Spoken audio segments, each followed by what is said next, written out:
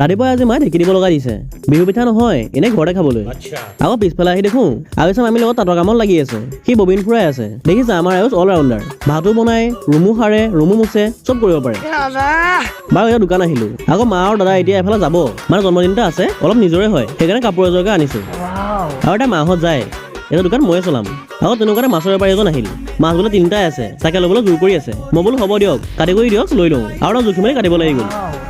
আৰু কাটি হোৱাৰ পাছত 200 টকা দিলোঁ তেওঁ কিবা এটা ঘূৰাই দিলে আৰু মাছ কেইটা লৈ মই ভিতৰলৈ আহি গ'লোঁ আকৌ আবিৰ মামীয়ে ফোন কৰিলে প্ৰিন্সৰ বোলে গাত কিবা গুটি ওলাইছে খজুৱাই আছে তাকে দেখাবলৈ যাওঁ